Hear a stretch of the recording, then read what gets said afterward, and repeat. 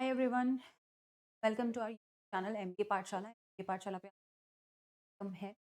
तो आज का जो टॉपिक है वो बहुत ही इम्पोर्टेंट टॉपिक है के बारे में। लाइक आपको आज इस सेशन में मैं इसके बारे में देने वाली हूँ। फर्स्ट ऑफ ऑल हमें सीमेट का जो एग्ज़ाम है वो क्यों देना चाहिए? फर्स्ट क्वेश्चन आता है। देखो आपका कैट का एग्ज़ाम जो है वो हो चुका है, राइट?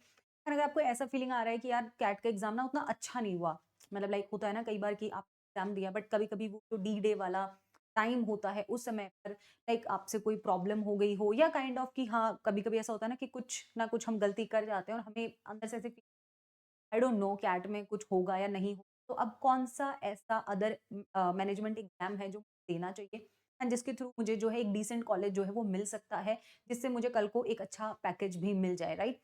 तो उसमें से एक एग्ज़ाम आपका आता है सीमेट का एग्ज़ाम, राइट?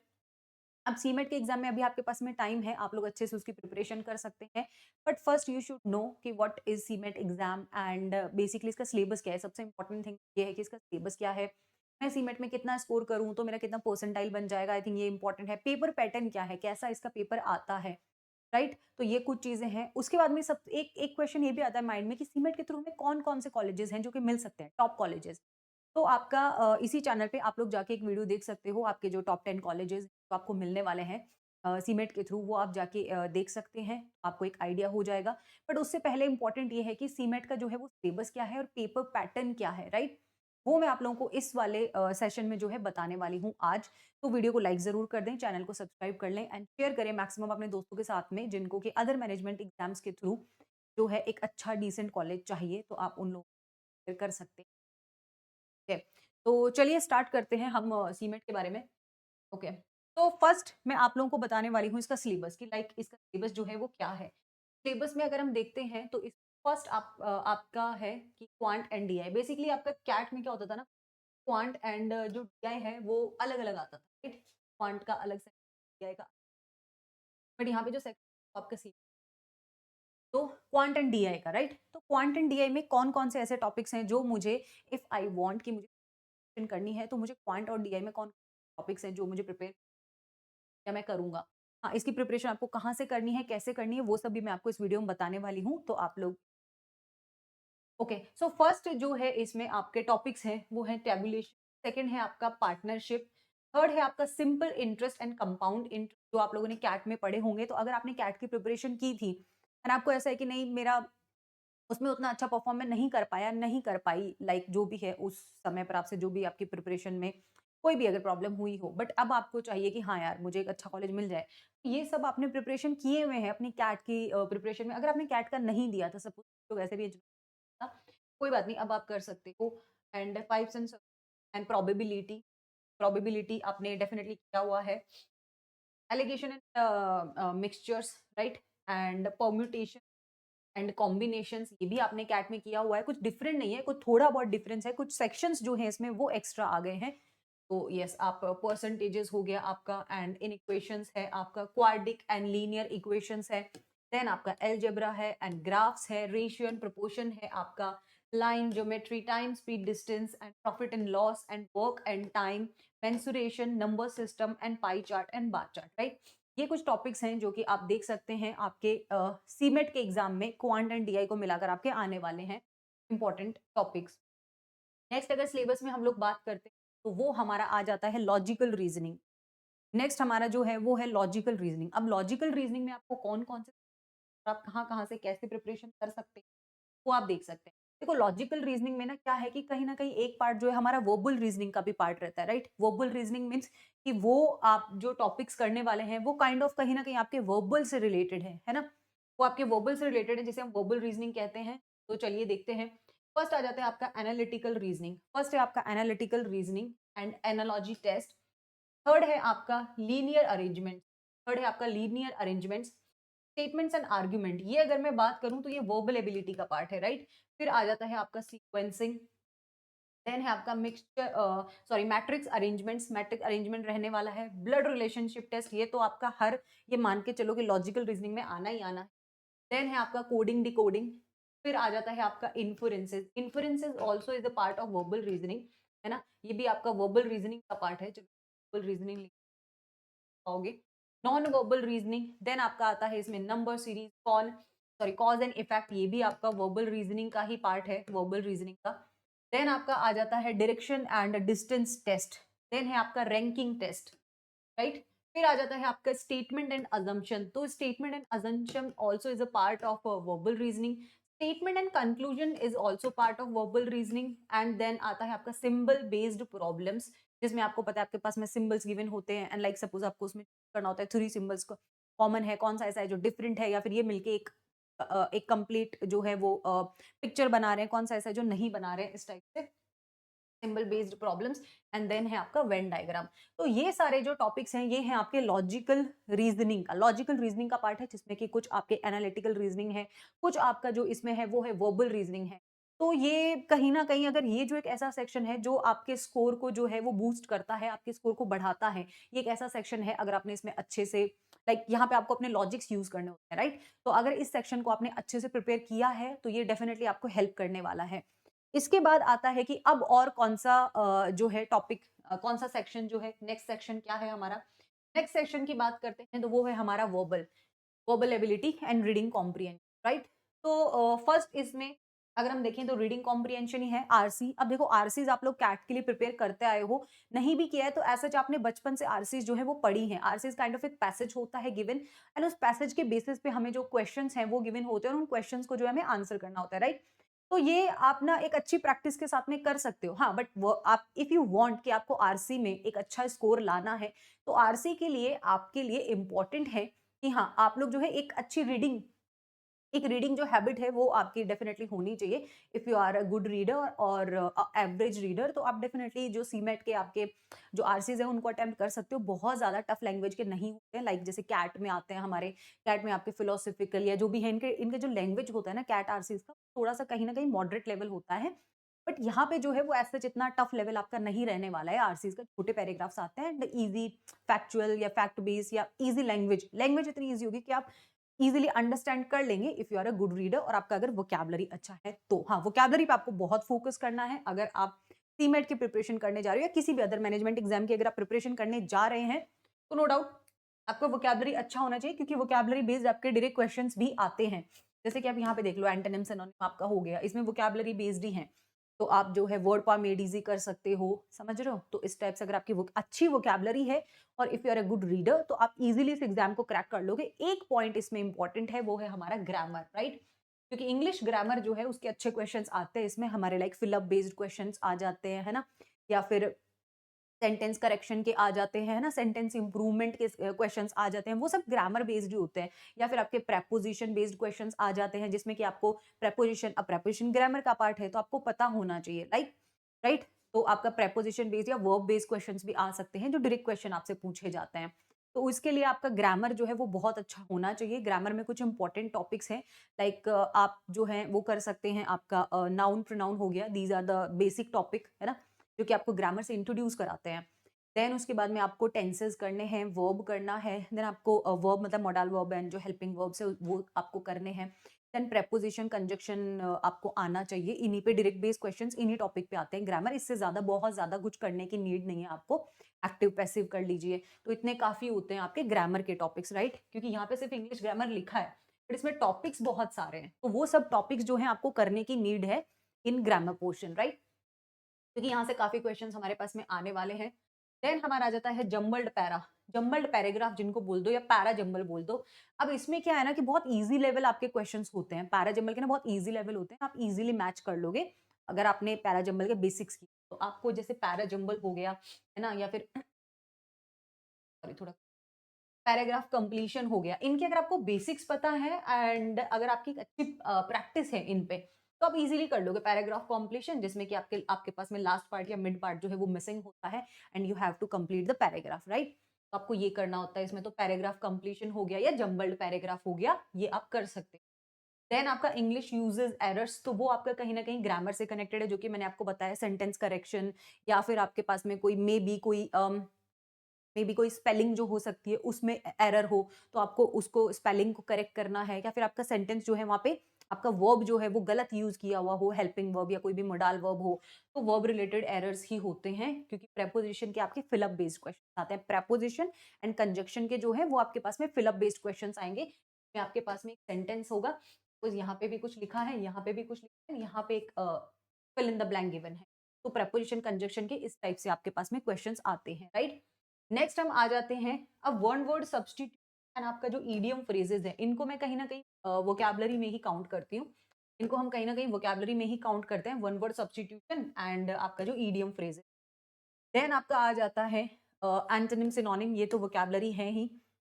देन आपका फ्रेजेस आ जाता है, फ्रेजेस है ना, करेक्ट फ्रेज आपको चूज करना है। देन आपका सेंटेंस इंप्रूवमेंट भी ग्रामर का ही पार्ट है और सेंटेंस करेक्शन भी ग्रामर का ही पार्ट है।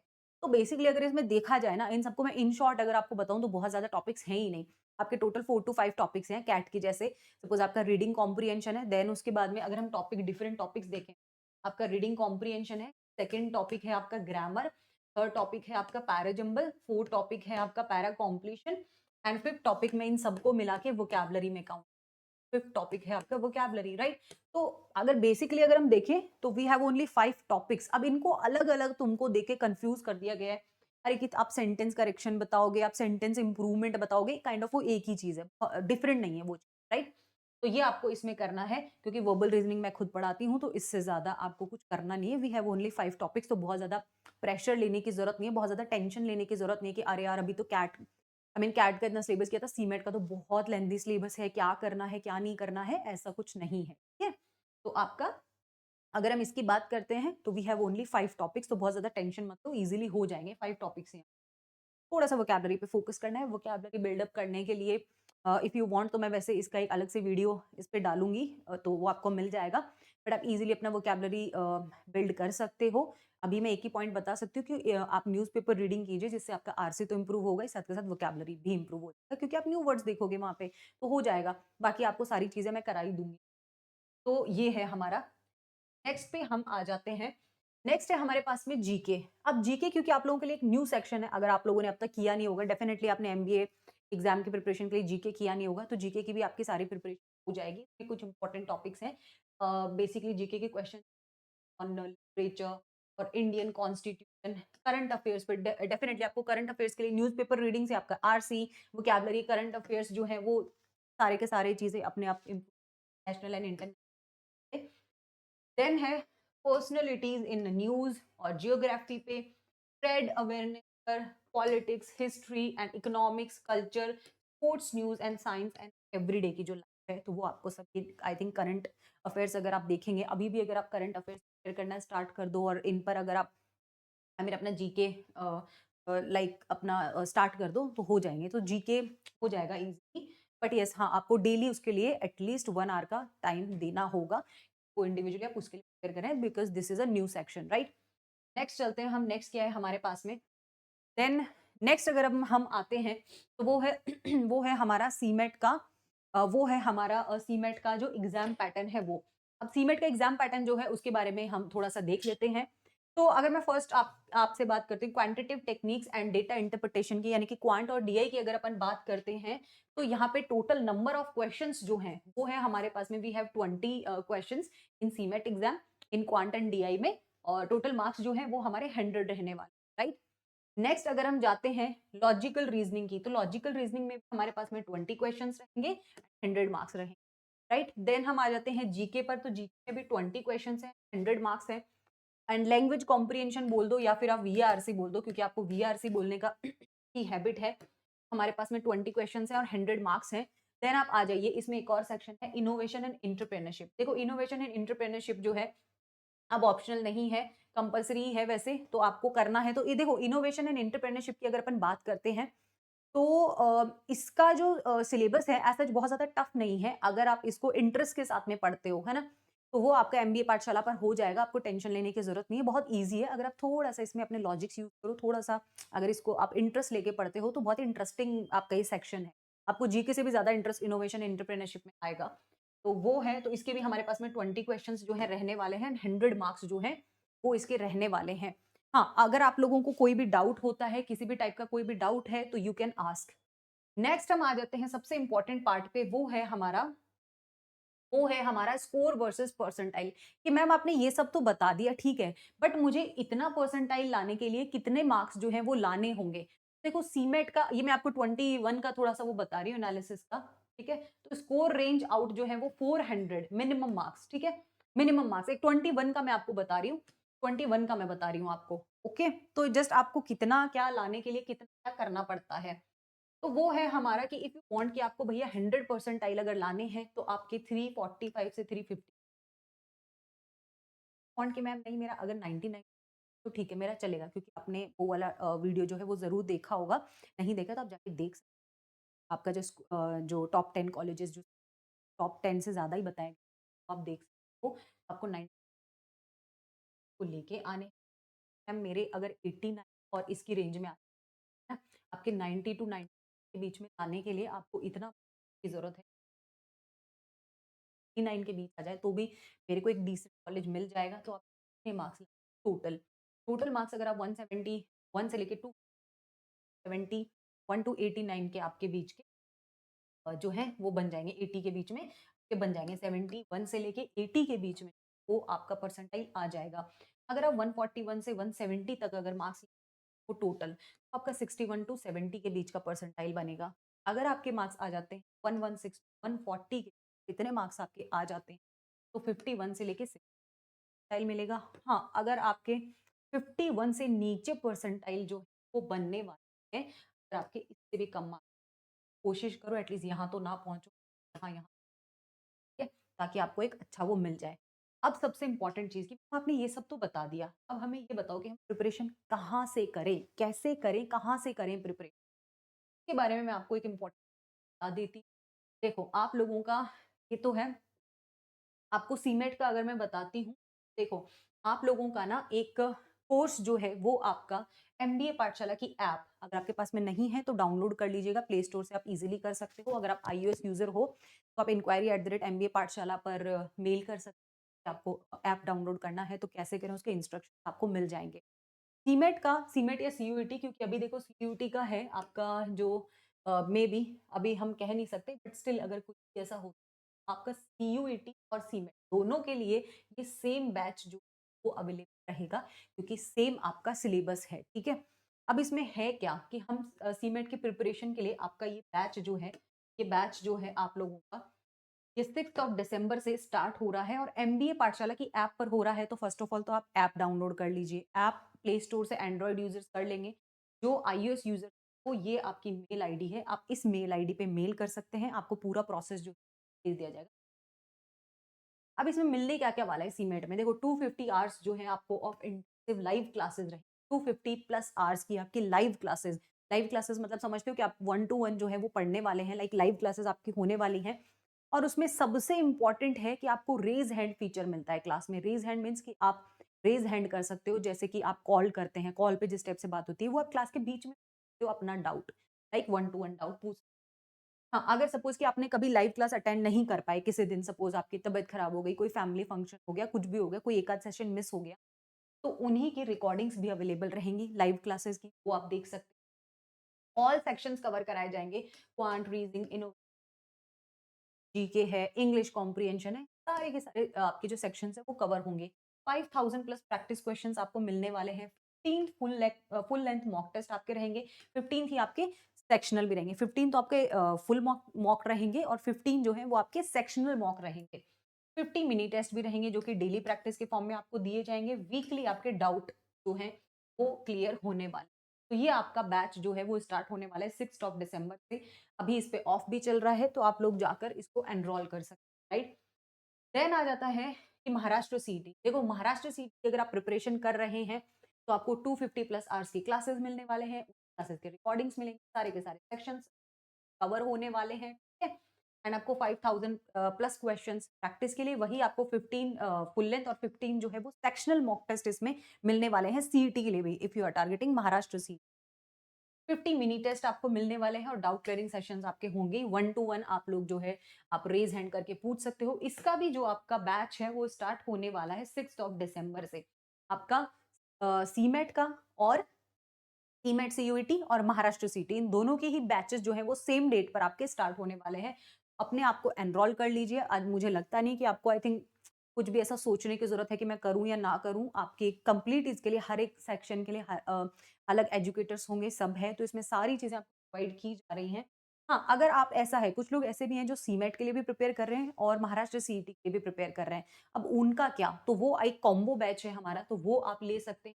और ये कॉम्बो बैच जो है वो दोनों, क्योंकि अगर आप सीमेट का अलग से लेते हो, सीईटी का अलग से लेते हो, तो आपको बहुत ज़्यादा कॉस्टली पड़ेगा, तो ये आपको रीज़नेबल रहेगा प्राइसेज़ के मामले में। मैं आपको वैसे बताऊँ, कॉम्बो बैच में अगर अपन बात करते हैं, तो 350 प्लस आवर्स आपके लाइव क्लासेस रहने, सभी क्लासेस की रिकॉर्डिंग्स भी आपको अवेलेबल होगी, कि अगर आपको किसी चीज़ में डाउट है, तो आप फिर से देख सकते हो, या फिर कभी क्लास मिस हो गई, तो आप उसका रिकॉर्डिंग कवर कर सकते हैं। सारे के सारे सेक्शंस आपके इसमें कवर कराए जाएँगे। 7000 प्लस प्रैक्टिस क्वेश्चन होंगे, 15 फुल लेंथ मॉक टेस्ट रहेंगे, सीमेट और सीईटी ईच के। सीमेट के 15 अलग मिलेंगे, महाराष्ट्र सीईटी के 15 फुल लेंथ अलग मिलेंगे। ऐसा नहीं कि इसमें 15 ही मिलेंगे ओनली। तो 15-15 मिला के आपके 30 हो गए टोटल।